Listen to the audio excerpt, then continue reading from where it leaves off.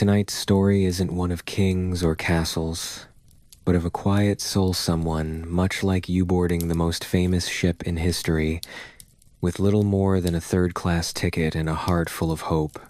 This isn't a tale of disaster, but of small details, quiet moments, and the soft hush of the ocean beyond the rail. So before we set sail, take a moment to like this video and subscribe only if you truly enjoy drifting gently through forgotten stories like this one. Let's step aboard. You are standing, or perhaps just swaying gently, on the familiar, slightly uneven cobblestones of your small, quiet village. The air is cool, carrying the faint scent of damp earth and distant wood smoke, a smell that has been a constant companion throughout your life. The sun, a pale disk in the gray sky, offers little warmth, and the wind, a barely perceptible current, whispers secrets through the skeletal branches of the trees.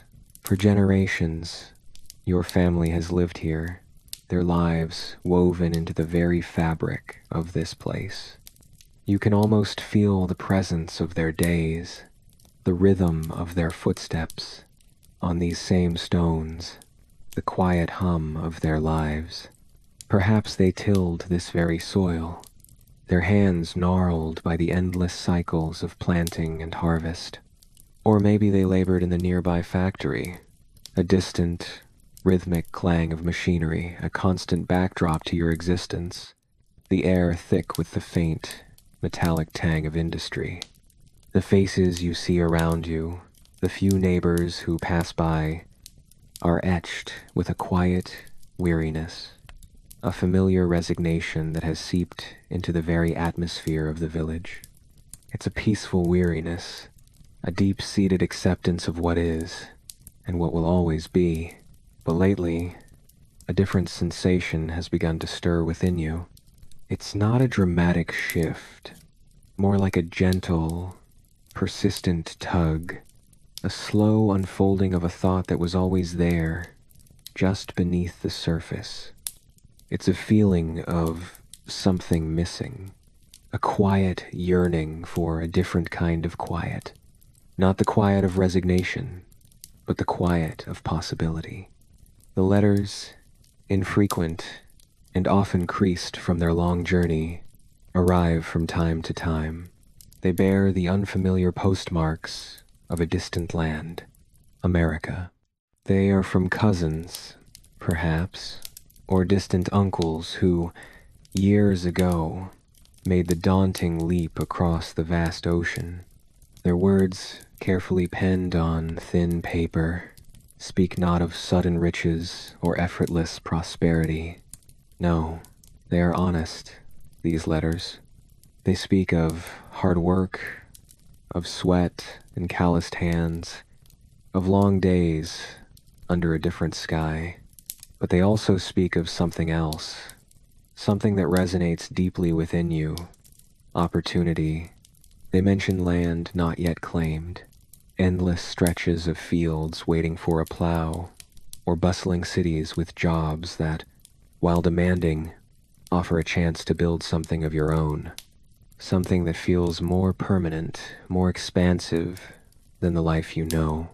Your savings, accumulated over years of steady, often monotonous labor, are carefully hidden away, coin by coin, each one representing countless hours of quiet toil. They have slowly, almost imperceptibly, grown. It's a sum that, until recently, felt perpetually out of reach, a distant dream. But now, after years of careful scrimping and saving, it is finally enough. Just enough, you realize, with a quiet sigh, for a ticket, a single, one-way passage on a ship. Not just any ship, the letters confirm, but the grandest vessel ever built, a floating city of steel and dreams. Its name, whispered with a mixture of awe and simple wonder, is the Titanic. It is a name that sounds solid, reassuring, promising to carry not just bodies across the ocean, but the very essence of future hopes. The decision, when it finally coalesces, is not a sudden, dramatic declaration. It's a slow, quiet unfolding, like the turning of a page in a very old book. There is a mix of uncertainty, a faint tremor of fear that hums beneath the surface, but also a quiet thrill, a subtle awakening of hope. To leave behind everything you know, the familiar, comforting scent of your mother's slow-cooked meals, the predictable rhythm of the distant village bell, marking the passage of hours and days, the comforting, sometimes stifling, presence of family members who know you perhaps too well. It is a profound stillness, this leaving, but the alternative, the life stretching out before you here, feels different. It feels like a slow, gentle suffocation. A life of endless, quiet struggle, where each tomorrow seems destined to mirror yesterday, repeating itself with the calm inevitability of the seasons. The future your parents and their parents before them envisioned for you feels too small, too contained, like a neatly tied package with no room for anything new. So, you take a deep, slow breath. It tastes of the cool, damp air of the village, but also of something new, something faintly metallic, like distant hope. It's a breath filled with both the quiet fear of the unknown and the steady resolve of a decision made. You will go. You will risk it all, not in a grand, dramatic gesture, but with the quiet determination of someone who has simply run out of other options. You will buy that ticket, the cheapest one available, tucked away in the deepest part of the ship, far from the gilded, brightly lit rooms of the wealthy. You will step onto that gangplank, carrying little more than the practical, well-worn clothes on your back, a small, worn valise containing a few essential items, and a heart that beats with a quiet, desperate hope. The journey ahead will be long. The crossing of the vast ocean, a slow, steady progression. The sea can be dangerous, unpredictable. But the promise on the other side, the quiet possibility of something new, is too bright to simply ignore. You are leaving, not just a place, but a past. The slow, predictable rhythm of your old life is being left behind, and the Titanic, this enormous, silent leviathan of steel, will be your bridge. A steady, predictable path across the vast, shimmering expanse of water, carrying you towards a future that, while uncertain, holds the quiet promise of something different. The decision is made. A calm, resolute decision, like the slow, steady ticking of a grandfather clock. The sheer, overwhelming scale of the ship begins to impress itself upon your senses the very moment you arrive at the bustling docks of Southampton. She truly looms, not quite like a conventional ship really, but more akin to a colossal gray mountain fashioned meticulously from riveted steel. Her immense funnels, now surprisingly silent, reach high, high into the cool, indifferent sky, their upper edges almost imperceptibly lost within the low-hanging, soft, gray clouds. It is an impressive sight, certainly, a testament to human ingenuity and vast resources. However, your path does not lead you to the grand, ornately carved first-class entrance, where smartly dressed figures, their coats fine and their hats impeccably placed, are already being ushered aboard with quiet deference, their movements fluid and unhurried. Nor are you directed to the slightly less grand, yet still elegant, second-class gangway, where families of a different, more comfortable sort are making their way. No, your path is distinct, separate. You are directed instead to a narrower, less imposing gangplank, one that feels less like a ceremonial entrance and more like a simple, functional funnel, channeling a steady stream of humanity. It is already profoundly crowded, packed with a slow-moving, shuffling sea of faces that, upon closer inspection, bear a striking resemblance to your own.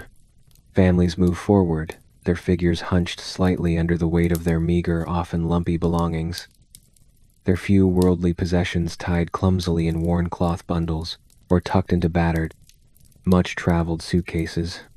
Young men, their faces a complex mixture of quiet apprehension and burgeoning hope, shuffle forward with a deliberate pace, their gazes fixed on the distant silhouette of the massive vessel. Elderly women, their patterned scarves tied tightly over their heads against the subtle, pervasive chill of the morning air, move with a slow, careful deliberation, their eyes wide with the enormity of the moment. The air on the dock is thick, a dense tapestry woven from the murmur of 100 different languages. A soft, almost imperceptible hum of anxious anticipation that seems to hang heavy and still in the very atmosphere. Once your feet step onto the gangplank, and then onto the vast expanse of the ship itself, the opulent images you might have vaguely conjured in your mind vanish instantly. The grand staircases, glittering chandeliers, and vast, empty ballrooms seen only in grainy photographs or imagined in quiet moments of daydreaming dissipate into thin air. The air inside the ship shifts immediately. It feels thicker, heavier, carrying a complex, layered blend of scents that quickly become familiar. The faint, unmistakable odor of humanity, a dense concentration of bodies. Beneath that, the metallic tang of machinery and cold steel, a hint of oil and grease, a testament to the immense power that lies beneath your feet. And deeper still, the profound, earthy smell of coal dust, a constant presence that permeates everything below decks, settling into the fibers of your clothing, a subtle, pervasive reminder of the ship's driving force. You are now part of a steady, unwavering flow, a human river being herded gently down, further and further, deeper into the ship's vast, labyrinthine interior. You pass signs and directions, words printed in languages you only partially comprehend, if at all. But the gentle, insistent pressure of the crowd, the quiet movement of bodies around you, guides you onward, deeper into the metallic heart of the vessel. Finally, after what feels like a considerable, almost timeless period spent navigating dimly lit corridors and descending seemingly endless, utilitarian stairwells, you find yourself within the distinctive, bustling world of the steerage decks. The noise here is constant, a low, pervasive thrum that vibrates gently, persistently, through the very soles of your worn boots. It is the deep, rhythmic pulse of the engines far, far below, a constant, reassuring presence, a steady beat that speaks of the ship's immense, unwavering power. Added to this foundational thrum is the murmur of hundreds of human voices, a soft, indistinct babble that never truly ceases, a background symphony of shared humanity. There's the occasional distant clang of metal against metal, a sharp, brief punctuation in the otherwise continuous drone. And beneath it all, the subtle, rhythmic creak and groan of the ship herself, a living, breathing entity shifting and settling with the gentle, inevitable motion of the waves. Your accommodation, when you finally manage to locate your assigned space amidst the bustling activity, is a stark, undeniable reality check. The cabin, if one can truly dignify it with such a grand word, is small and profoundly utilitarian, designed with an absolute emphasis on efficiency and minimal space, certainly not comfort. It is shared, as you had fully expected, with several other strangers. Their few bundles and small, battered cases already occupying a portion of the exceedingly limited space. Bunk beds, stark, unadorned metal frames supporting thin, utilitarian mattresses, are stacked 3 high along the walls, leaving precious little room to maneuver, to stand upright, or to simply exist without brushing against another body. The mattresses are indeed thin, covered with coarse, unbleached blankets that offer a modicum of warmth but absolutely no softness, no plush comfort. There is a small, shared sink in one corner, its brass tap glinting dully in the dim electric light, and a single, small, often streaked mirror that reflects a tired, slightly nervous face that you barely recognize as your own, distorted by the poor lighting and the strange newness of your surroundings.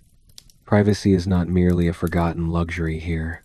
It is an entirely alien concept, a word without meaning in this shared space. You are utterly surrounded by bodies, by the quiet exhalations of sleep, by the faint rustle of clothing, by the unspoken stories, and the shared, quiet hopes of your fellow travelers. The common areas are even more crowded, if such a thing is truly possible. The communal dining saloon is a long, utilitarian space, punctuated by rows of sturdy, unadorned wooden tables. It is always buzzing with activity, a low hum of voices and movement. Simple but reliably hearty meals are served at set times, punctually and without fuss. Thick, warming stews, dense, satisfying bread, and boiled potatoes that steam gently on your plain plate, providing essential sustenance. The air in the saloon is alive with a true cacophony of languages, a vibrant symphony of human communication. You hear the lilting cadence of Irish Gaelic, the rapid-fire rhythms of Italian, the slower, more deliberate sounds of Swedish, the guttural tones of Russian, and many others, too numerous to fully distinguish. It is a testament to the profound, diverse dreams converging on this single, massive vessel. Each language, a separate stream flowing into a vast, shared river of quiet hope. You quickly learn to navigate the quick-fire conversations, the unspoken rules of sharing a table with strangers, the subtle nods of acknowledgement exchanged with those who speak a different tongue but share a remarkably similar journey. You find yourself in the quieter, less structured moments of the day, seeking out small, less crowded corners. Perhaps a hard wooden bench tucked away near a bulkhead, or a shadowy spot where the constant hum of the engines seems a little softer, a little less intrusive. Here, in these fleeting moments of relative solitude, you try to process the sheer, quiet enormity of your situation. The stark, undeniable contrast between your cramped, utilitarian quarters and the rumored luxury above is a palpable presence, a constant, unspoken reminder of your precise place in the vast, rigid hierarchy of the world, and specifically on this ship. The first-class passengers inhabit a different universe entirely, separated from your reality by numerous decks and securely locked doors, their lives unfolding in grand, echoing ballrooms and opulent, richly decorated lounges, while your life unfolds within the shared, bustling, and often stuffy confines of steerage. Yet, despite the pervasive discomfort, the almost complete lack of personal space, and the subtle, persistent awareness of your lower standing, there is a surprising, quiet sense of camaraderie that slowly begins to form. It's a fragile bond, forged by common purpose, by shared vulnerability, and by the simple, undeniable fact that you are all, quite literally, in the same boat, heading for the same distant, promising land. The thought is not profound, simply a calm, quiet observation. You are here, and so are they, moving together towards an unknown future. Sleep comes fitfully in this new environment, a light, disturbed rest that is easily broken. It is punctuated by the ship's deep, pervasive vibrations, a gentle tremor that runs through the very structure of your metal bunk, a constant, low massage. The distant, muffled calls of the crew echo occasionally through the passageways, indistinct and far away, like sounds heard through thick walls. Dreams, when they come, are a quiet, fragmented jumble, fleeting images of the familiar life you left behind, the beloved faces, the well-worn paths, mingling subtly with the vague, uncertain shapes of the future ahead, a future that still feels like a whispered, distant promise. But each morning, as you slowly wake to the predictable, gentle rocking of the ship and the familiar sounds of your cabin mates stirring around you, a new day begins. Another day on the vast, indifferent ocean, a quiet, steady progression. Each new day brings you one step closer, imperceptibly but surely, to that distant, promising shore, a future that exists somewhere beyond the vast, gray expanse of the sea. The journey continues, a slow, methodical unfolding of time, day blending quietly into day. The initial subtle disorientations of being aboard the colossal ship slowly began to dissipate. The first few days at sea, after the brief flurry of finding your bearings and settling into the shared confines of your cabin, gradually eased into a new, almost hypnotic rhythm.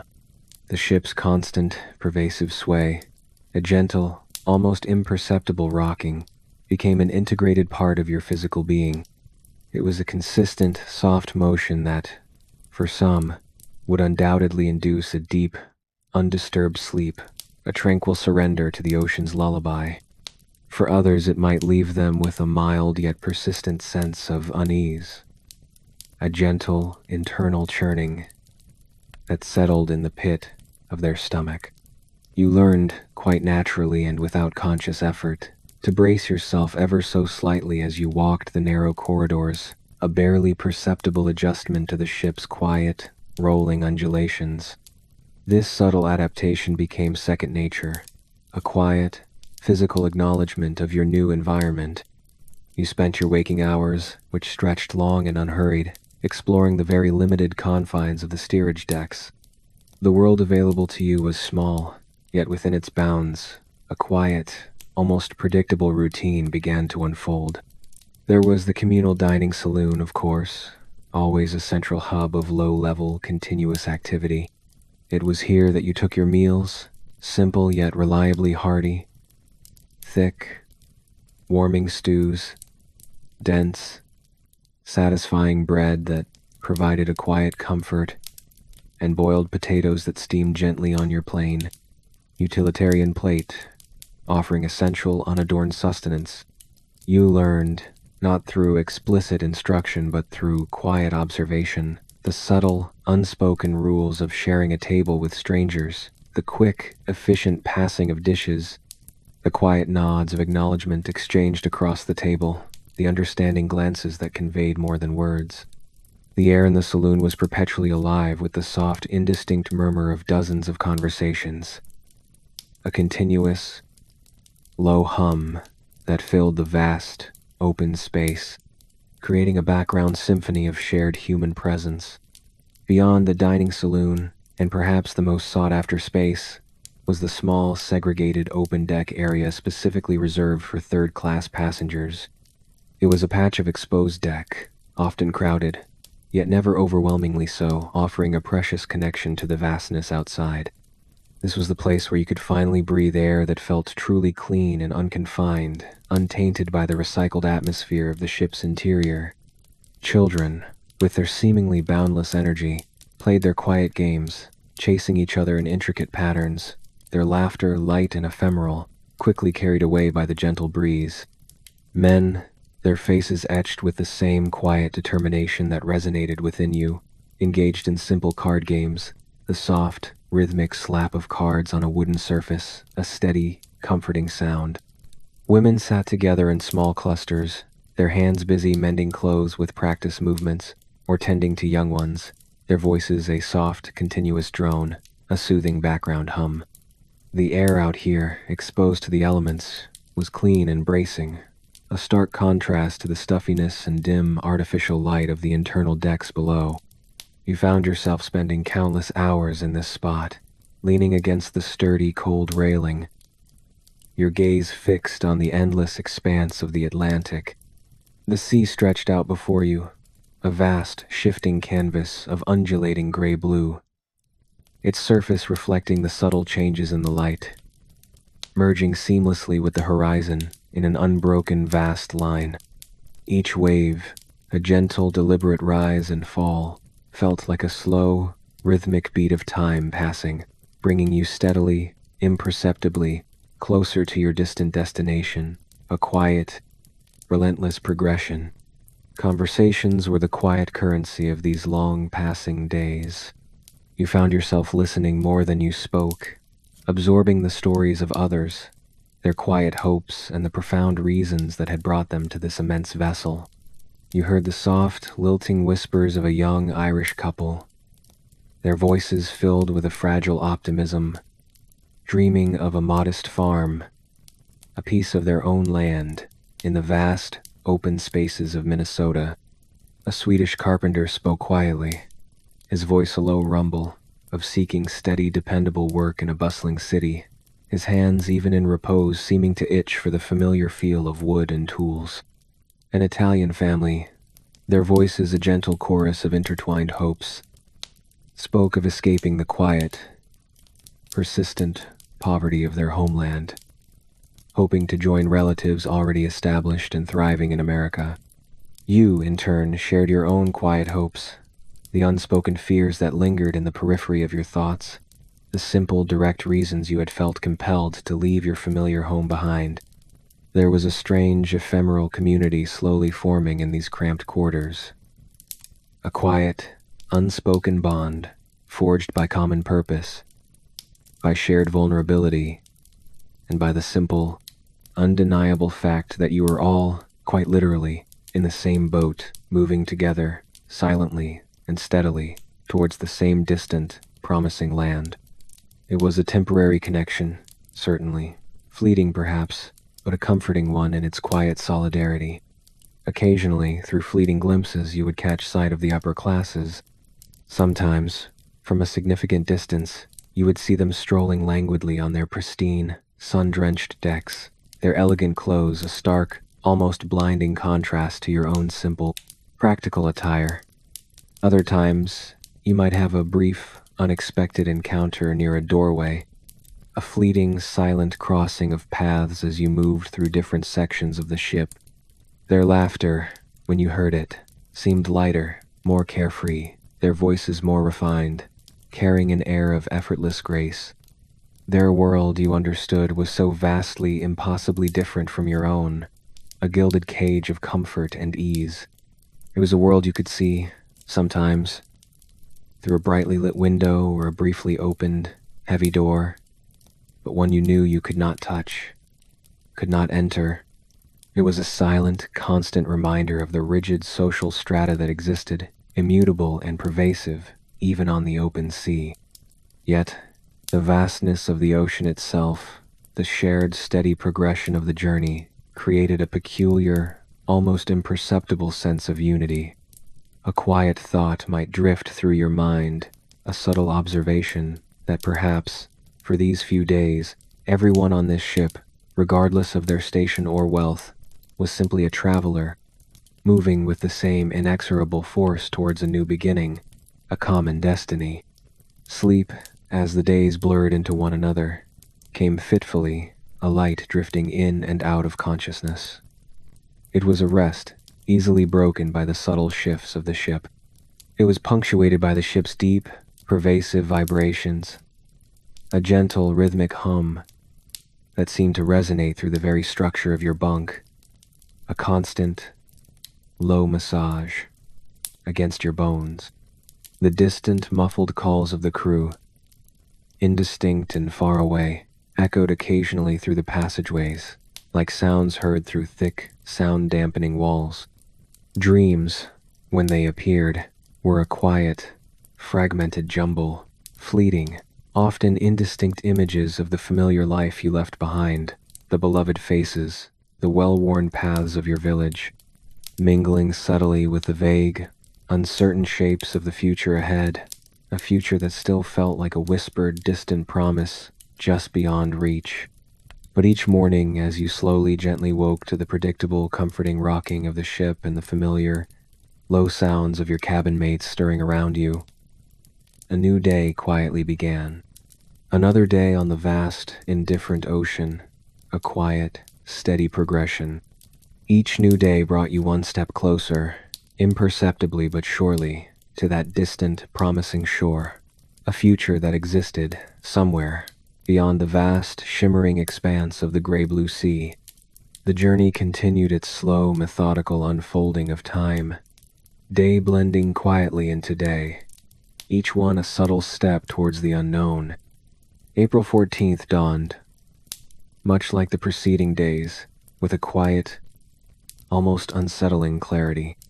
The air, as you experienced it during a brief, early morning venture onto the open deck, was notably crisp, carrying a distinct, almost complete absence of the typical blustering winds that often characterize this vast expanse of the North Atlantic. It was a stillness that felt subtly out of place, too calm for such immense waters. The sky above was a brilliant, almost impossibly cloudless blue, an unbroken canopy stretching from one faint horizon to the other, its vastness seeming to encompass everything, and the ocean itself, normally a restless, churning beast of ever-moving waves, lay strangely calm, its immense surface almost perfectly glassy, reflecting the pale, diffused sun like a polished, enormous mirror.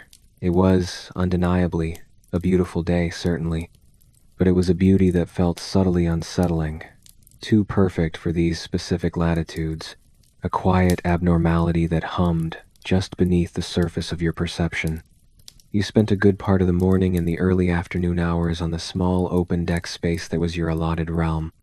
You were bundled against the growing chill in the air, a persistent cold that subtly hinted at the deep, pervasive cold of the ocean itself. You simply stood, or perhaps found a quiet spot to sit on a hard wooden bench, your gaze fixed outwards, watching the pale sun sparkle on the vast, undulating surface of the water. Its light was fractured into a million tiny shifting diamonds, each one glinting briefly before dissolving back into the uniform gray-blue. There was a quiet, almost palpable sense of contentment that seemed to settle over the steerage passengers today.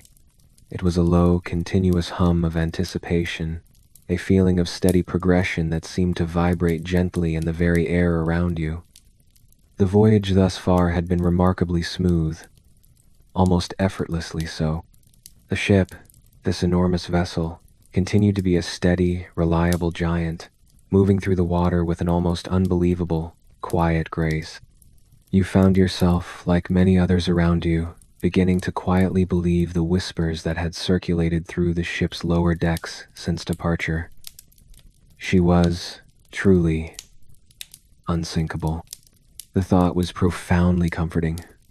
A soft, reassuring pillow for the mind. A quiet dismissal of any lingering, unspoken anxieties. As evening slowly began its descent, bringing with it a subtle, almost imperceptible shift in the quality of the light, the temperature dropped sharply. A biting, intense cold began to settle over the exposed decks, an insistent chill that seemed to seep effortlessly into your clothing, penetrating deeply into your very bones. This pervasive cold prompted most passengers to seek the immediate, familiar warmth of the ship's interior spaces. You found yourself, as the hours lengthened and the distant daylight faded entirely into night, in the general common room below decks. Perhaps you were quietly listening to someone play a familiar, melancholic tune on a tin whistle, the notes floating softly through the warm, slightly stuffy air, weaving a quiet tapestry of sound. Or perhaps you were quietly engaged in a calm, undemanding game of cards with newfound acquaintances. The gentle, rhythmic shuffle of the worn cards, and the soft, murmuring voices of conversation filling the space with a quiet, human presence. The atmosphere in the common room was relaxed, convivials, a comfortable warmth generated by shared human presence and the simple act of being together. Stories were told in low, unhurried voices. Jokes were shared with soft laughter, and the faint, comforting aroma of supper, long since consumed, still lingered pleasantly in the air, a gentle, soothing reminder of sustenance and shared meals. Later, as the hours ticked slowly, steadily past towards the deep quiet of midnight, you had likely retired to your bunk. The sounds of the ship, which by now had become a familiar, almost comforting lullaby, continued their steady rhythm, the deep, rhythmic thrum of the engines, a constant, low pulse emanating from far below, a reassuring beat. There was also the gentle, almost imperceptible creaking of the bulkheads, the vast metal plates of the ship, subtly flexing and shifting with the almost imperceptible motion of the waves. And then, the distant, indistinct murmur of voices from other parts of the steerage quarters, a continuous, low hum. You might have been half asleep, drifting slowly in and out of consciousness, your mind perhaps replaying a quiet conversation from earlier in the day, or perhaps gently dreaming of the new life that awaited you, a life that felt closer with every gentle rise and fall of the immense ship, a future that felt almost within reach. Then, it happened. Not a violent, jarring crash that would send objects flying, not a sudden, dramatic jolt that would throw you from your bunk onto the hard floor. Instead, it was something far more subtle, an almost imperceptible shudder, a long, drawn-out scrape, a sound that seemed to stretch for an eternity, like something immense being dragged slowly, grindingly across a vast, rough, metallic surface. It was a sound that seemed to vibrate not just through the air, but through the very steel framework of the ship itself, a low, unsettling resonance that felt deeply unnatural, profoundly wrong. Your eyes, perhaps already half open in the dim, perpetual twilight of the cabin, snapped, fully open. Others in the cabin stirred, murmuring in soft, confused tones, a ripple of quiet inquiry passing through the shared sleeping space. Was that a particularly large wave? Had there been a sudden, unexpected shift in the ship's massive engines? No one was quite sure, their faces reflecting only quiet bewilderment. The ship's engines, which had been a constant, reassuring presence, a low, steady heartbeat beneath your very feet, seemed to falter. Their rhythmic thrum, which had been so pervasive, gradually faded, becoming softer, then more distant, until they stopped altogether. An immediate, strange, and profoundly eerie silence descended upon the vast vessel. It was not a complete absence of all sound, no, but rather a profound, undeniable change in the ship's underlying acoustic landscape. The gentle, pervasive vibrations ceased. The creaking of the bulkheads, which had once been a comforting background noise, now seemed louder, more pronounced, more unsettling in the sudden, vast stillness. This new quiet was broken only by the distant sounds of hurried footsteps above, a rapid padding that suggested an unexpected urgency, a quickening of pace, and there were the anxious, soft whispers around you, as your cabin mates quietly tried to make sense of the sudden, inexplicable quiet that had fallen over the ship. Some brave souls, driven by a quiet, persistent curiosity, ventured cautiously out of the cabin, their movements slow and deliberate, their faces reflecting a subdued apprehension. But you hesitated. A growing feeling of unease, cold and sharp, began to creep into the pit of your stomach, a quiet, insistent churning. Something was wrong. Not dramatically wrong, not loudly wrong, but subtly, profoundly, undeniably wrong. The unsinkable ship, the steady, reliable giant, had shuddered. And now, inexplicably, she was silent.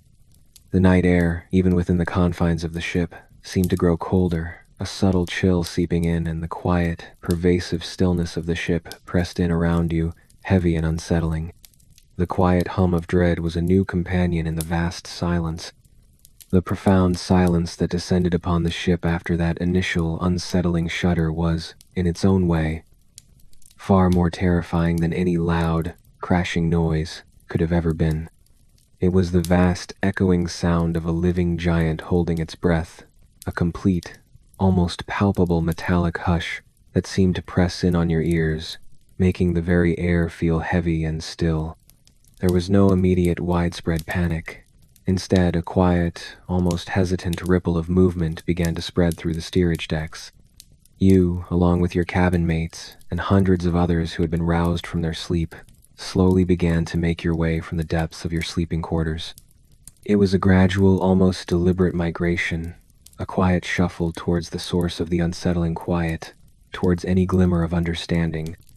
As you began your slow ascent up the labyrinthine stairwells, the cold became more and more insistent. It was a thin, pervasive chill that seemed to seep effortlessly into your very bones, penetrating deeply, even through the layers of the clothes you had hastily pulled on. You noticed, without fully comprehending its terrifying implications at first, a subtle, yet undeniable change in the ship's posture. A list.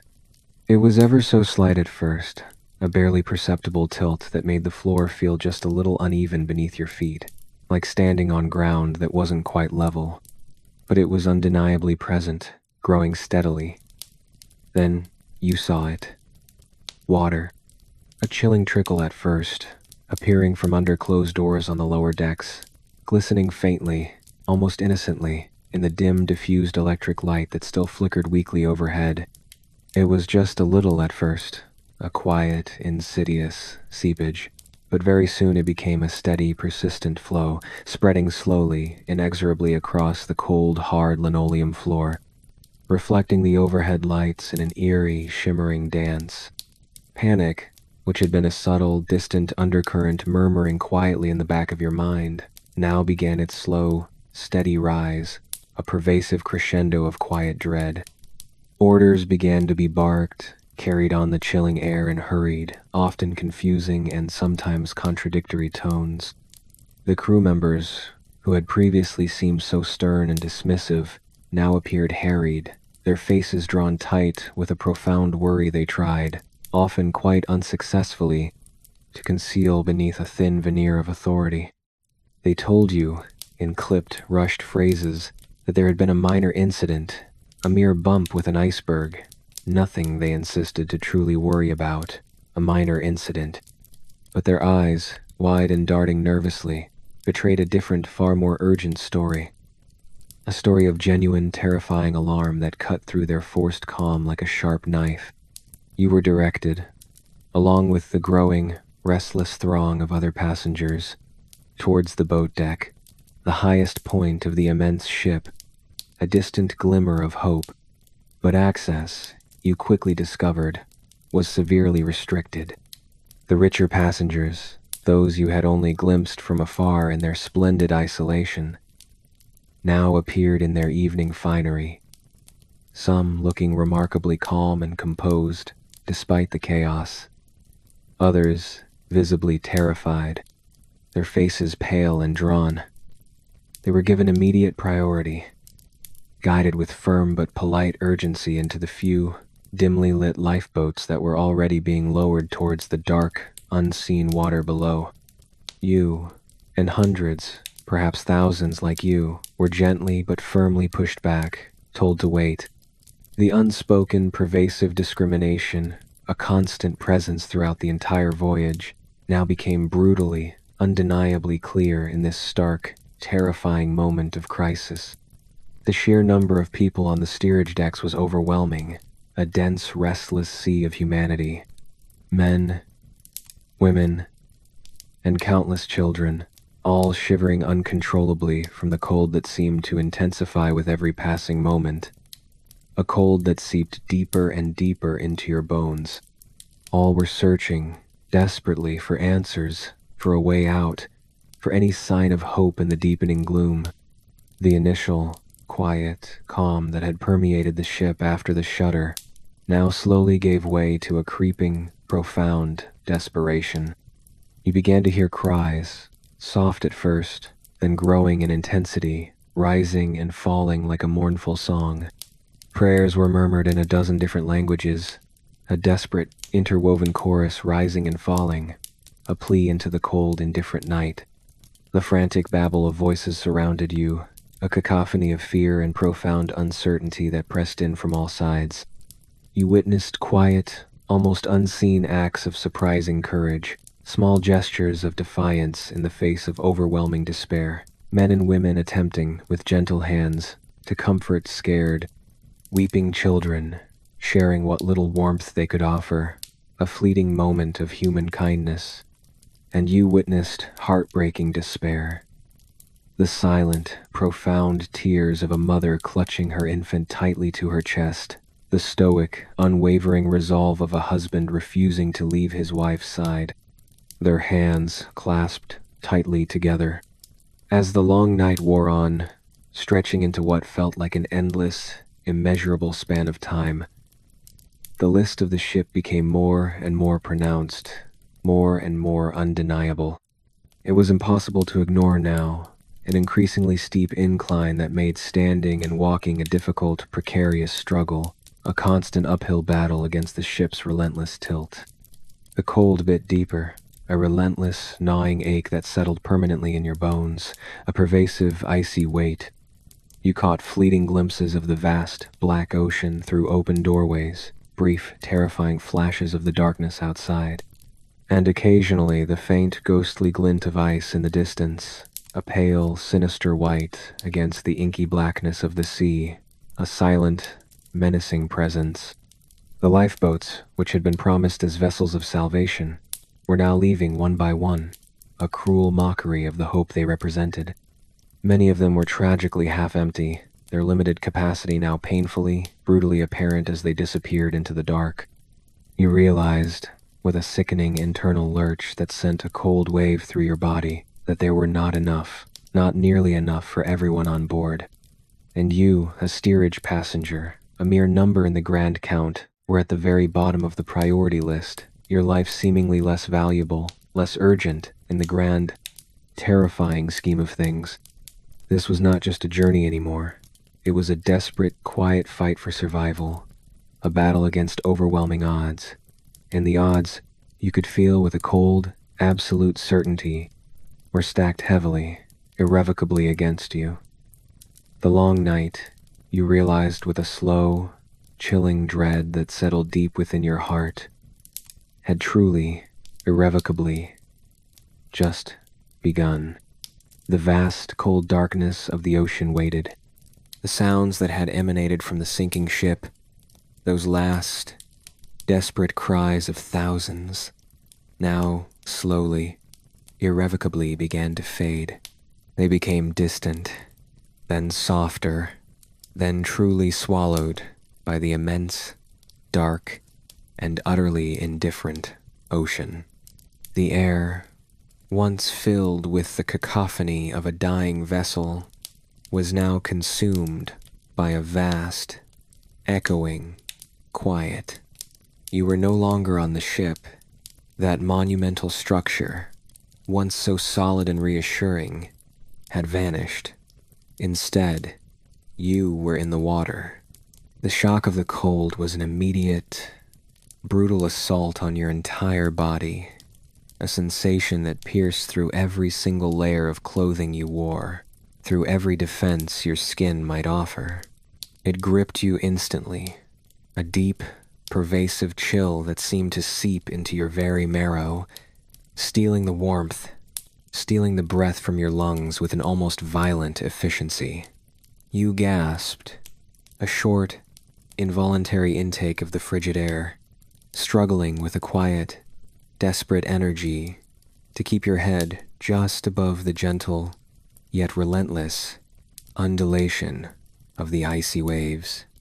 Around you, the water was a chaotic but strangely muffled maelstrom of floating debris, splintered wood, fragments of furniture, indistinct shapes that might have once been personal belongings.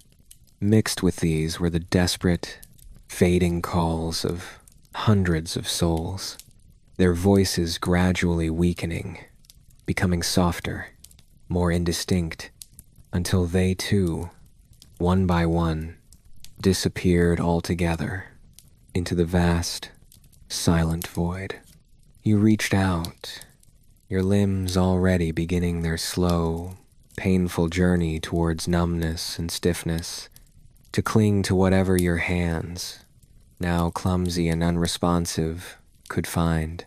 Perhaps it was a splintered piece of wood, its rough, abrasive surface, surprisingly comforting against your rapidly numbing fingers, a tangible connection to something solid, or maybe a fragment of a deck chair, its curved, unfamiliar shape offering a slight, momentary leverage against the inexorable pull of the water.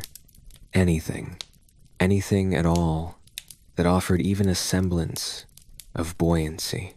Anything that could keep your head just a little higher, just for a moment longer. Your limbs, despite your most desperate internal efforts, grew heavy, cumbersome, like lead weights attached to your body. Your muscles, unused to this profound, relentless chill, stiffened slowly, protesting with a dull, persistent ache that spread through your entire being, a deep, pervasive discomfort. The sounds, now, were truly horrifying, yet often muffled and distant, as if heard through a thick, invisible barrier. The occasional, gurgling cries, the last, faint sounds of those who could no longer hold on, their strength finally giving way to the cold's relentless embrace. And then, the ship itself. You heard it. A low, ominous groan that seemed to emanate from the very depths of the ocean. A profound, drawn-out protest from the immense structure. A sound of unimaginable stress and breaking metal. It was followed by a series of deeper, more resonant sounds, like a vast, tortured sigh, an exhalation of immense scale as the Titanic began its final, catastrophic descent into the abyss. You didn't see it clearly, not in its terrifying entirety, for darkness and distance obscured the full horror, but you felt it. You felt the immense disturbance in the water, the subtle but powerful pull, the slow, ponderous shift of tons upon tons of steel sinking beneath the surface.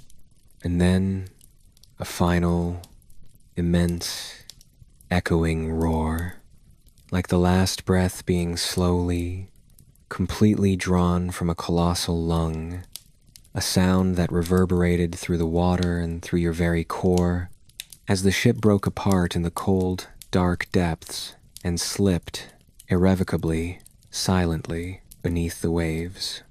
She took with her thousands of lives, thousands of unfulfilled hopes, thousands of untold dreams, all now submerged in the silent, frigid, indifferent embrace of the Atlantic. The silence that followed this final, overwhelming sound was truly deafening. It was a profound, aching quiet, an absence that pressed in on your ears, a vacuum where sound should be. It was punctuated only by the gentle, persistent lapping of the waves against the scattered debris that floated aimlessly around you, and the occasional heart-wrenching sob from a nearby survivor, a sound so raw and filled with profound grief it seemed to hang, suspended, in the icy air. You were adrift, truly adrift, in the vast, inky blackness that surrounded you, a darkness so absolute it felt almost tangible, a heavy blanket of nothingness. The stars, countless and indifferent, sparkled coldly above, tiny, sharp pinpricks of light that seemed to mock your impossible predicament, their cold, remote brilliance reflecting off the frigid, undulating surface of the water below. Time, in this suspended, terrifying state of cold and profound despair, lost all meaning. Minutes stretched into what felt like hours, each one an eternity, and hours, if you were conscious enough to perceive their passage, felt like an eternity compressed into a single, agonizing moment. You fought with a quiet, desperate resolve that surprised you to stay conscious, to keep your head from slipping beneath the surface of the black water, to prevent the relentless cold from finally claiming you. Thoughts drifted through your mind, slow and fragmented, like debris on the waves. Images of home, of the familiar faces of your family, their features softened by distance and memory, became almost ethereal. The quiet, simple dreams you had carefully carried on to the ship, dreams of a new life, of opportunity, now seemed so tragically foolish, so impossibly far away, fading into the immense darkness around you. The sheer, overwhelming emptiness of the sea began to close in around you, a vast, indifferent void that seemed to swallow all hope. You were utterly alone, yet subtly surrounded by the silent, unspoken suffering of others who shared your terrible fate, their quiet movements in the water, their faint, ragged breathing barely audible above the gentle slosh of the waves. Hope, that fragile, flickering flame you had carried so carefully from your quiet village, began to dwindle, a tiny, struggling spark against the crushing, all-encompassing cold, against the relentless, slow drain of your remaining strength. It was hard to sustain, truly, to keep that spark alive, when every breath was a conscious, agonizing struggle, a deliberate effort to pull air into protesting, burning lungs, and every passing moment brought you closer, inexorably, to the inevitable, to the final surrender. You were truly at the mercy of the ocean, a tiny, insignificant speck in its vast, indifferent embrace, a slow, silent drift into the immense, cold unknown. Just as consciousness, that fragile, fleeting hold on the present moment, began its slow, insistent withdrawal, a gentle, almost imperceptible fading at the very edges of your awareness, and the profound, pervasive, cold, relentless in its embrace, threatened to claim you entirely, to pull you down into a deep, dreamless sleep from which there would be no awakening. A sound slowly, tentatively broke through the vast, silent, icy despair that surrounded you. It was faint at first, a distant, almost imperceptible whistle, a sound so soft, so delicate, so easily lost in the immense emptiness of the ocean, that for a long, dragging moment, you genuinely wondered if it was merely a trick of your mind, a product of your fading senses, an imagined sound conjured by a desperate mind in the vast cold void. But then, after a long, quiet pause, it came again, and then again. It grew, slowly, steadily, persistently, almost stubbornly, pushing through the thick, oppressive silence that had settled upon the water. And then, a light, a faint, ethereal glow appeared on the distant horizon, a soft, diffuse illumination that gradually, almost imperceptibly, strengthened. It wasn't a sudden, jarring burst, but rather a gentle, widening luminescence that seemed to spread softly across the inky blackness of the pre-dawn sky, subtly pushing back the edges of the profound darkness that had enveloped you for what felt like an eternity. It was a ship. It had to be. The thought formed slowly, gently, almost without conscious effort, in your numb, cold mind, a quiet, undeniable certainty that pierced through the haze of exhaustion. Hope, that fragile, flickering flame you had been so desperately trying to protect, to shield against the crushing, all-encompassing cold, suddenly flared into a desperate, radiant, blaze. It wasn't a violent eruption, but a quiet, internal warmth, a subtle, stirring deep within your core that seemed to infuse your body with a renewed, albeit fleeting, surge of unexpected energy. With what little strength you had left, what remained of your conscious will, you tried to call out. Your voice was a raw, cracked whisper, a sound barely escaping your frozen, stiff lips, a fragile, almost inaudible sound that seemed to dissipate almost immediately into the cold, indifferent air. You thrashed feebly in the water, a slow, deliberate movement, an attempt to disturb the calm surface just enough to make yourself visible, to catch a distant, searching eye. Each small movement was an immense effort, draining what little remaining warmth you possessed. The wait for the light, for the sound, to draw closer was agonizingly slow, a quiet eternity of anticipation. The light grew closer, growing steadily brighter now, illuminating the gentle swells of the water around you, revealing faint, ghostly wisps of mist rising from the frigid surface. The whistle, too, became more distinct, a clear, sharp sound that pierced the profound quiet of the pre-dawn, a beacon guiding your fading hope, until, finally, slowly, ponderously, the towering silhouette of a vessel emerged from the lingering gloom, a dark, reassuring shape against the subtly lightening eastern sky. It was the Carpathia, you learned much later, a smaller, older ship. Certainly, not the grand, immense vessel you had left behind in the dark depths, but in this moment, in this vast, cold ocean, she was salvation itself, a colossal, improbable beacon of survival, a promise of warmth and life. Her decks were lined with indistinct figures, their forms barely discernible at this distance, but their presence was undeniable, a collective promise of aid. Their voices, though still muffled by the wind and waves, were calling out, a chorus of life, reaching out, slowly, deliberately, to the scattered, dying survivors.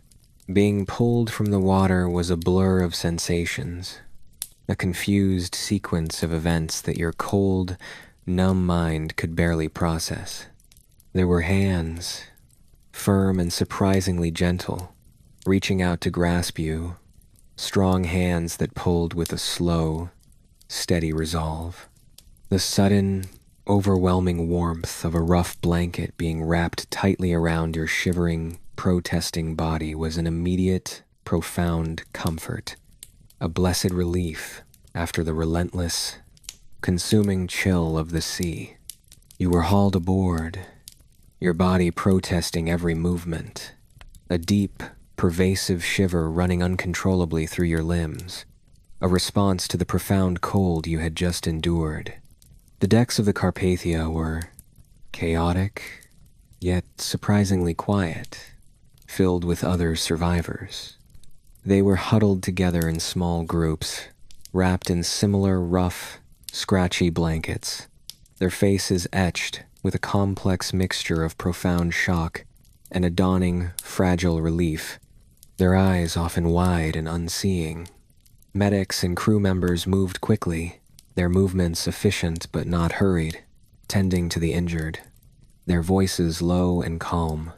They offered warm, steaming drinks, often a simple tea or a thin broth, liquids that seemed to infuse life back into your frozen core, a warmth that spread slowly, miraculously, through your protesting veins.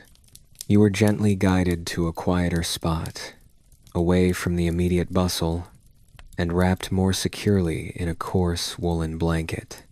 A hot liquid, perhaps weak tea, or thin, simple broth, was pressed into your numb hands.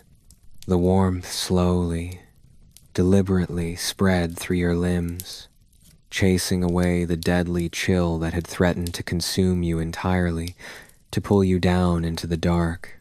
You looked around, your gaze slow and unfocused, at the other rescued faces. Some were weeping openly, silent tears tracing slow, deliberate paths down their grimy, shock-paled cheeks.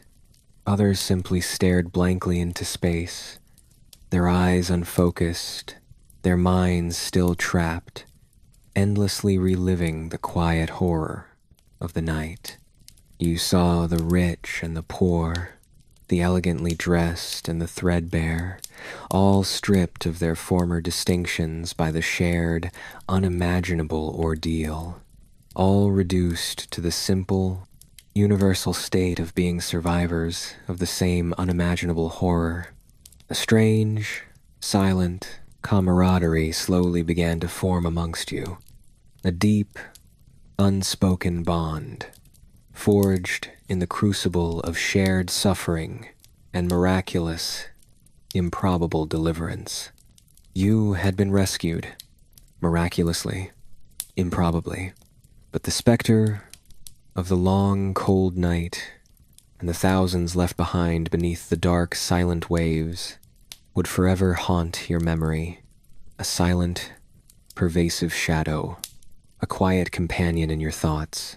The journey aboard the Carpathia, after the immediate, shocking ordeal of the rescue, settled into a prolonged, almost dreamlike haze. A quiet, pervasive exhaustion settled over your entire being, a deep, bone-weary fatigue that seemed to penetrate to your very core, dulling your senses and slowing your thoughts. There was also a quiet, almost imperceptible grief, a dull, persistent ache that hummed just beneath the surface of your consciousness, a constant, low thrum, and with it, the very first, tentative stirrings of an uncertain future, a future that stretched out before you, vast and largely undefined, a landscape shrouded in mist. The ship itself, the Carpathia, a vessel not designed for such an immense multitude of unexpected passengers, was profoundly, utterly overcrowded.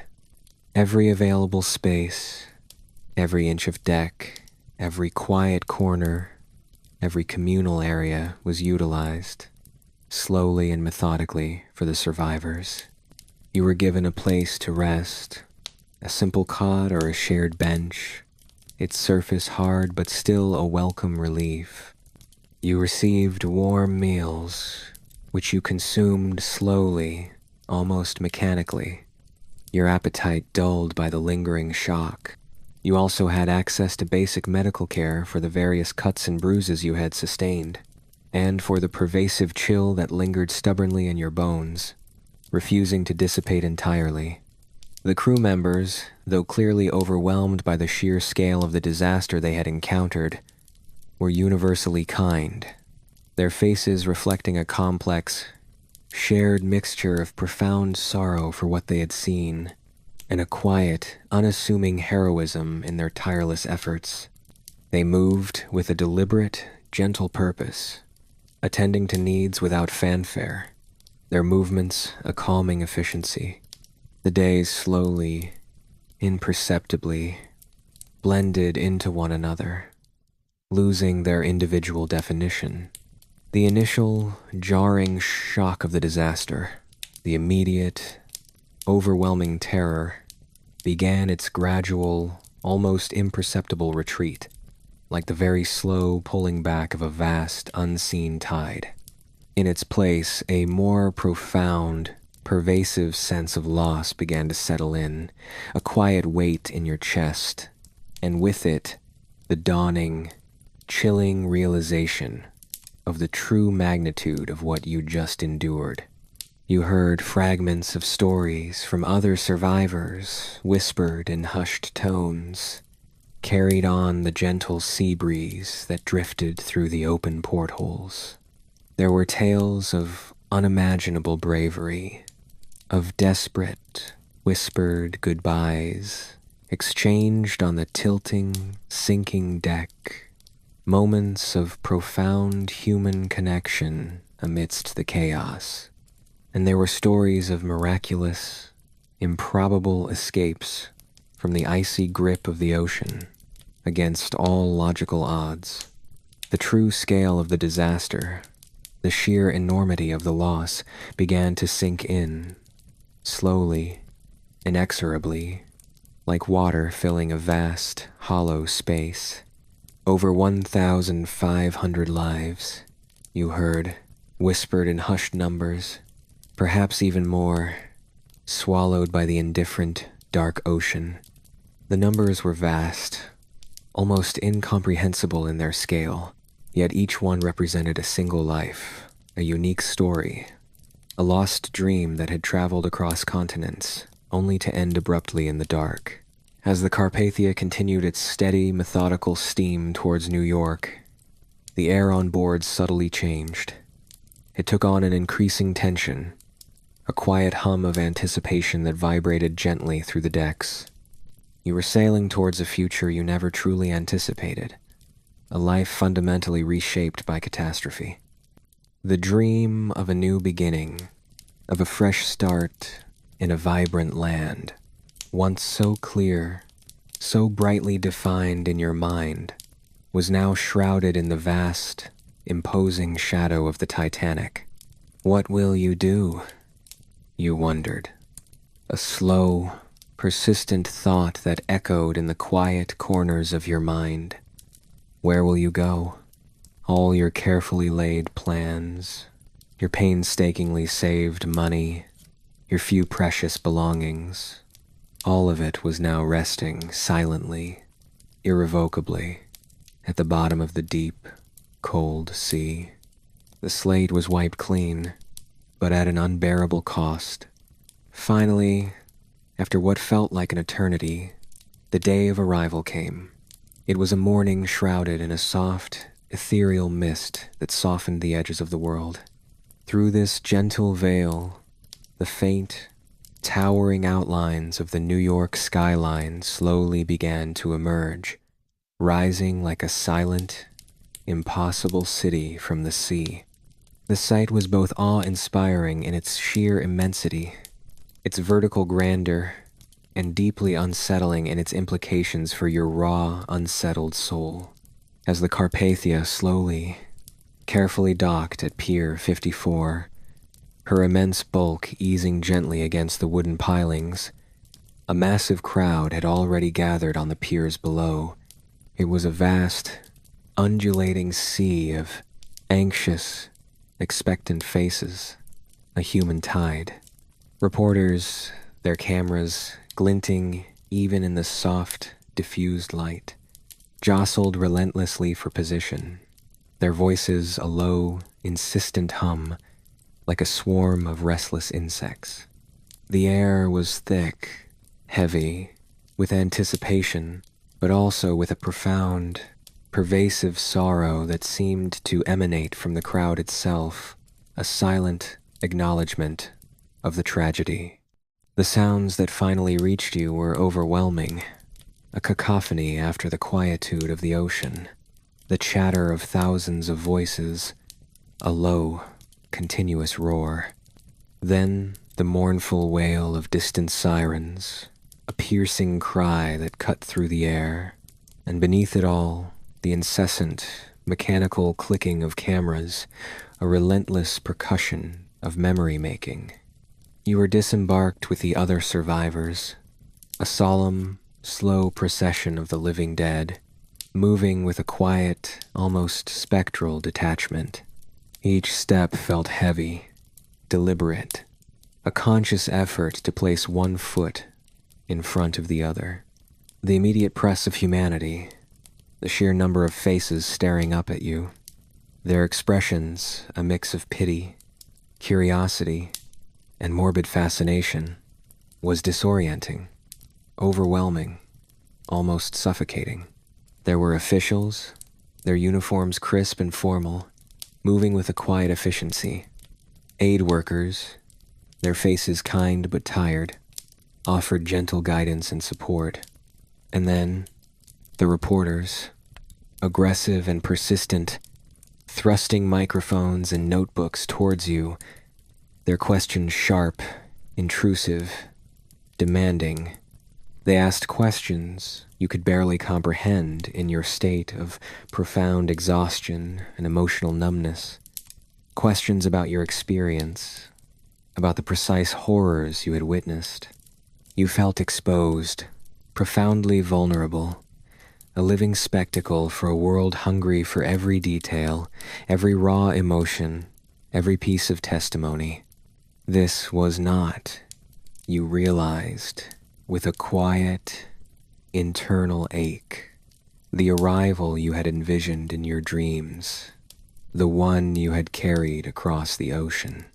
There were no welcoming faces among the crowd, no joyful reunions for you, no familiar hands reaching out. This was a new, raw beginning, marked indelibly by the chilling, invisible scar of the Titanic, a quiet brand burned deep into your very soul. The future, stretching out before you, was vast and unknown, yet profoundly altered by the journey you had just completed. The immediate, intense chaos that had enveloped your arrival, that overwhelming surge of faces and voices, eventually began its slow, quiet recession. It was a gradual, almost imperceptible process, like the tide gently, inexorably pulling back from a vast, silent shore, leaving behind a new, altered landscape. What remained, slowly emerging into clearer, sharper focus, was the stark, unyielding reality of building a new life. A life that had to be constructed, meticulously and painstakingly, from nothing, in a world that was profoundly, irrevocably different from the one you had known just days or weeks before. You were, for a considerable time, a living ghost, a palpable, breathing link to the greatest maritime disaster in recent, collective memory. Reporters, their faces a persistent, intrusive blur, still occasionally sought you out, their questions sharp and probing, seeking every quiet detail, every unspoken tear, every raw, unprocessed emotion. You found yourself recounting the same terrifying story again and again, your voice growing softer, more detached, with each slow retelling, each repetition stripping away a little more of your already fragile composure, leaving you feeling strangely hollowed out, empty. Aid societies and various charitable organizations, their representatives moving with quiet, efficient purpose, and countless concerned citizens, their faces often marked by a gentle, genuine sympathy, stepped forward to offer assistance. You were given clean, though perhaps ill-fitting, clothes that felt foreign on your skin, a warm, simple cot in a temporary shelter, its thin mattress offering a welcome, albeit minimal, comfort after the endless cold of the sea. You received plain, hearty meals, which you consumed slowly, almost mechanically, your appetite dulled by the lingering shock and the quiet grief that settled deep within you. You also had access to basic medical care for the various cuts and bruises you had sustained, for the lingering aches in your muscles, and for the pervasive chill that stubbornly refused to dissipate entirely from your bones. The kindness of strangers, often unexpected and profound, was at times overwhelming, a surprising warmth in the otherwise cold, harsh reality of your situation. But it could not, you understood with a quiet certainty, truly erase the pervasive, underlying sense of loss that hummed quietly, persistently, within your very core. You were not only grieving the thousands of anonymous souls who had perished in the icy depths, those whose names you would never know, but also the more personal, intimate loss of your own past, your few precious possessions, your meager savings, your entire history, all now submerged irrevocably at the bottom of the deep, cold sea. You found yourself, drawn by an invisible, unspoken thread, seeking out other survivors, especially those from steerage, those who shared your particular, intimate experience of the disaster.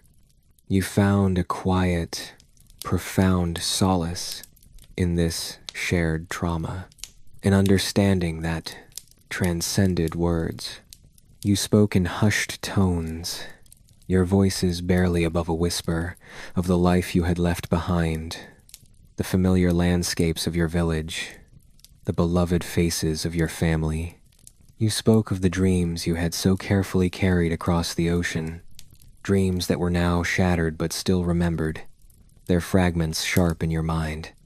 And you spoke with a quiet solemnity of the unspeakable horror you had witnessed, the pervasive cold that had eaten at your very soul, the distant, muffled screams that continued to haunt your quiet moments, replaying themselves in the silence. The stark class distinctions that had been so rigidly maintained on the ship, so visibly present in every aspect of its design and operation, were now subtly echoed in the voluminous newspaper articles that filled the pages of the daily press.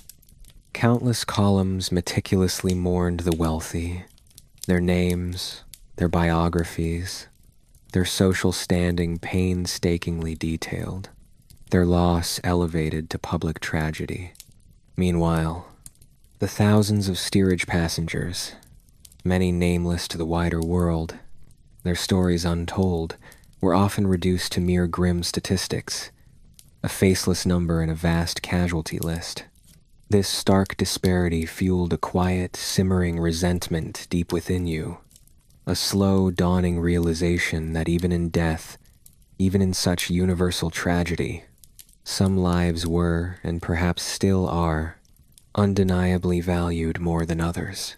The inquiries, formal investigations into what exactly went wrong, into the mechanics of the disaster, slowly began to unfold.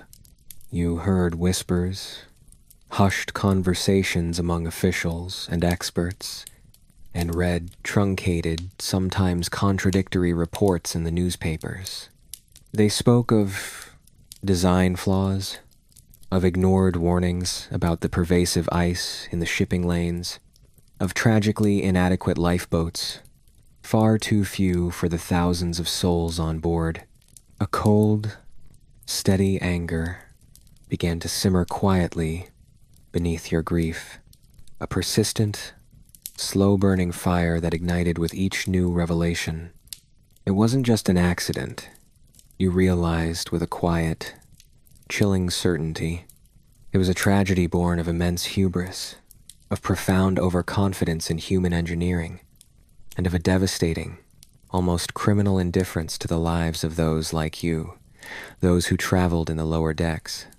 You were a witness, a living, breathing testament to the profound failings that had led to so much widespread, unnecessary death.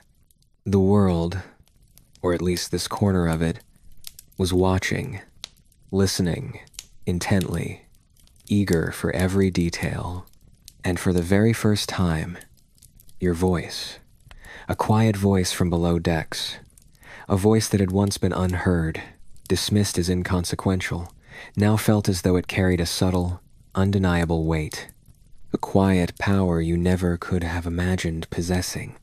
This power was born not of strength, but of quiet, enduring survival. The immediate, intense chaos that had so thoroughly enveloped your arrival, that overwhelming surge of unfamiliar faces and insistent voices, eventually began its slow, quiet recession. It was a gradual, almost imperceptible process, like the tide gently, yet inexorably, pulling back from a vast, silent shoreline, leaving behind a new, subtly altered landscape in its wake. What remained, slowly emerging into clearer, sharper focus as the days blurred into weeks, was the stark, unyielding reality of building a new life. A life that had to be meticulously constructed, painstakingly, from what felt like absolutely nothing, in a world that was profoundly, irrevocably different from the one you had known just mere days, or perhaps weeks, before.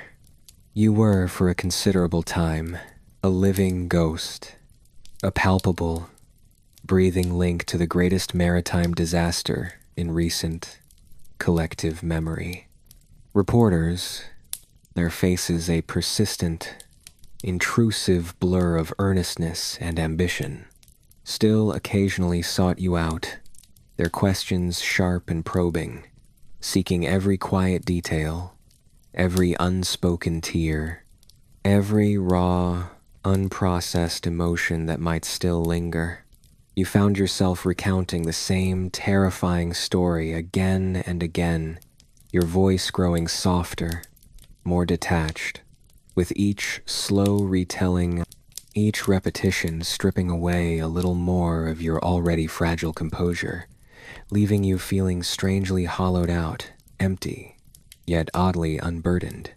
Aid societies and various charitable organizations, their representatives moving with quiet, efficient purpose, and countless concerned citizens, their faces often marked by a gentle, genuine sympathy that shone through their weariness, stepped forward to offer their assistance. You were given clean, though perhaps ill-fitting, clothes that felt foreign and slightly scratchy on your skin, a warm, simple cot in a temporary shelter, its thin mattress offering a welcome, albeit minimal, comfort after the endless, pervasive cold of the sea. You received plain, hearty meals, which you consumed slowly, almost mechanically, your appetite dulled by the lingering shock and the quiet grief that settled deep within you, a constant, low thrum beneath your ribs. You also had access to basic medical care for the various cuts and bruises you had sustained, for the persistent aches in your muscles, and for the pervasive chill that stubbornly refused to dissipate entirely from your bones, settling in your marrow like a permanent guest. The kindness of strangers, often unexpected and profound in its simplicity, was at times overwhelming, a surprising warmth in the otherwise cold, harsh reality of your situation. But it could not, you understood with a quiet, internal certainty, truly erase the pervasive underlying sense of loss that hummed quietly, persistently, within your very core. You were not only grieving the thousands of anonymous souls who had perished in the icy depths, those whose names you would never know, but also the more personal, intimate loss of your own past, your few precious possessions, your meager savings, your entire history, all now submerged irrevocably at the bottom of the deep, cold sea. You found yourself, drawn by an invisible, unspoken thread, seeking out other survivors, especially those from steerage, those who shared your particular, intimate experience of the disaster, for there was an understanding there that no one else could truly grasp. You found a quiet, profound solace in this shared trauma, an understanding that transcended mere words. You spoke in hushed tones, your voices barely above a whisper, of the life you had left behind, the familiar landscapes of your village, the beloved faces of your family, their images shimmering softly in your mind. You spoke of the dreams you had so carefully carried across the ocean, dreams that were now shattered but still remembered, their fragments sharp and distinct in your memory. And you spoke with a quiet solemnity of the unspeakable horror you had witnessed, the pervasive, consuming cold that had eaten at your very soul, the distant, muffled screams that continued to haunt your quiet moments, replaying themselves in the eerie silence of your nights.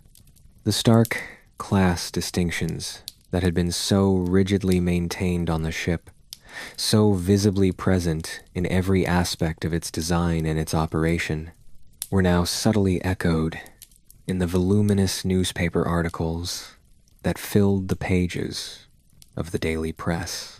Countless columns meticulously mourned the wealthy, their names, their biographies, their social standing painstakingly detailed, their loss elevated to public tragedy, a profound, collective sorrow.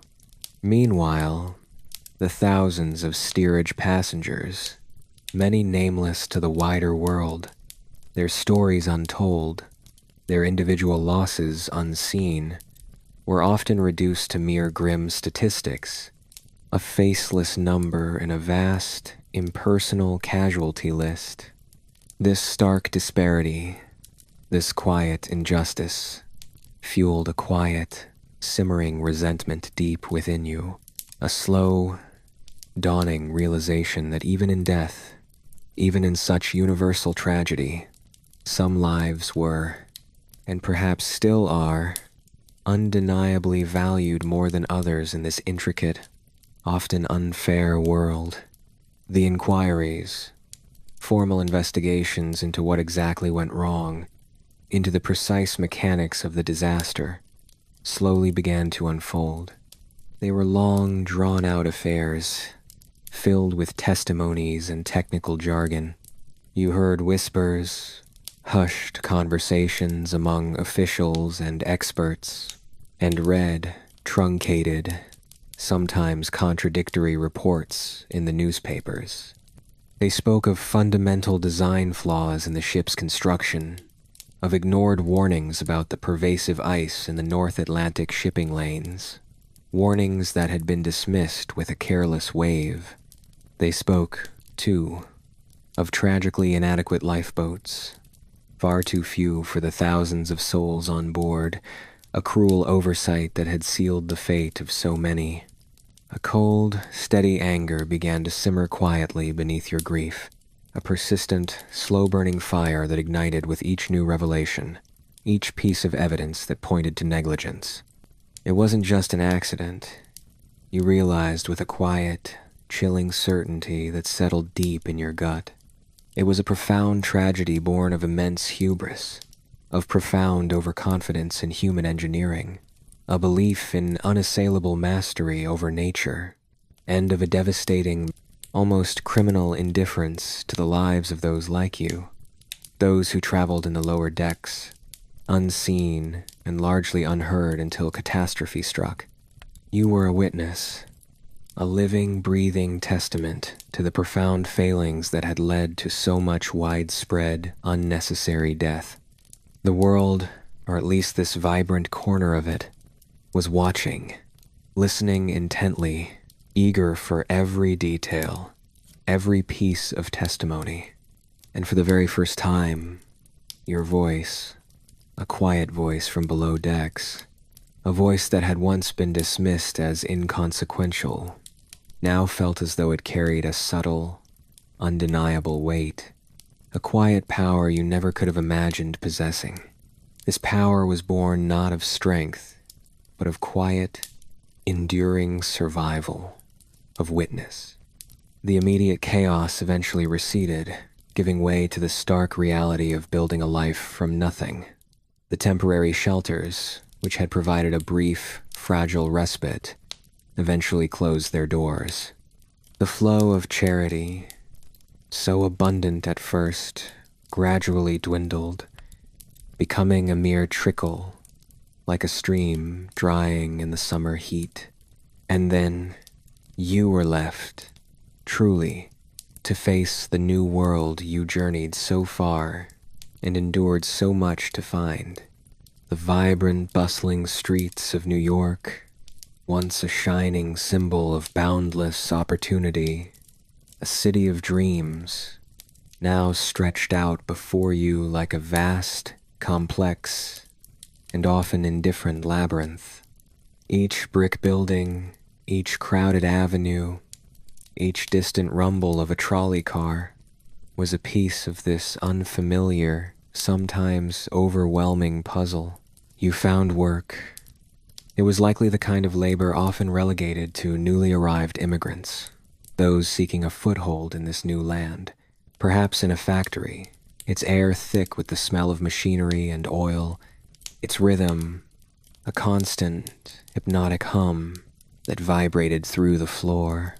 Or a sweatshop, where the hours were long and the light was dim, and the repetitive, monotonous motions became a dull, almost comforting trance, a way to occupy the hands while the mind drifted. Or as a domestic servant, attending to the endless needs of a family whose lives were far removed from your own, a quiet shadow in their grand houses. The pay, you learned, quickly, was meager, barely enough to cover your small expenses, but it was a living, it was a foothold, a foundation. You slowly, painstakingly, learned the rhythm of American life, the subtle sounds of its busy cities, the quiet nuances of its customs, its unspoken rules, its brisk pace. Your English, perhaps halting and uncertain at first, gradually improved with each passing day, each overheard conversation, each slow deciphering of a newspaper headline. It allowed you to navigate this unfamiliar landscape with a little more confidence, a little less trepidation, a quiet sense of growing competence. The Titanic, however, remained. It was a constant, indelible scar, a quiet presence that hummed beneath your thoughts, forever woven into the fabric of your being. You saw her ghost in every ship that sailed, a dark, immense shape against the horizon, evoking a tremor you now recognized. You saw her name in every newspaper headline, even months and years later, a persistent reminder of the vast tragedy that had touched so many. You heard her story whispered in the hushed conversations of strangers on street corners, their voices filled with a mixture of awe and profound terror, a legend being spun. The nightmares persisted, quiet but persistent, returning without warning. The profound cold of the water, the distant, muffled screams, the terrifying, suffocating feeling of drowning, a sensation that lingered long after you woke, leaving a cold residue.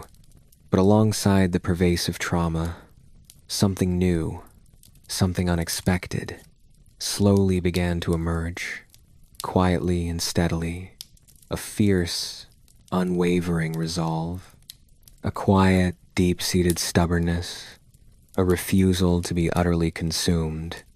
You survived. You, who were supposed to be just a number, a statistic, a forgotten immigrant, you lived. You began to connect with others, slowly, tentatively, building new relationships, new networks of support.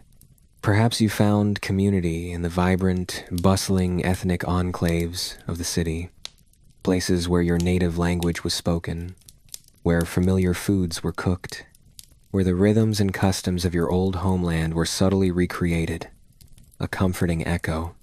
You shared your stories, not just of the Titanic, but of the hopes you carried, the lives you left behind, the challenges you now faced. You built new friendships, quiet bonds forged by shared struggle and shared dreams, a collective understanding, and slowly, painstakingly, piece by piece, you began to lay new roots in this unfamiliar soil, a gradual re-anchoring, The lessons learned from the Titanic were undeniably harsh, etched deep into your memory. Life is fragile, unpredictable, capable of immense cruelty. Opportunity, too, can be fleeting, elusive, demanding constant vigilance. But these lessons also taught you about your own profound resilience, the quiet, enduring strength of the human spirit to simply keep going. They taught you about the simple, profound power of human connection, the comfort found in shared understanding and mutual support. And they taught you about the fierce, fundamental instinct to survive, to endure, to continue, no matter the cost, no matter the pain. You are no longer just the person who left your old village, a simple individual with simple hopes. You are a survivor of the Titanic, a living witness to a moment in history that captivated and horrified the world, a silent bearer of its truth.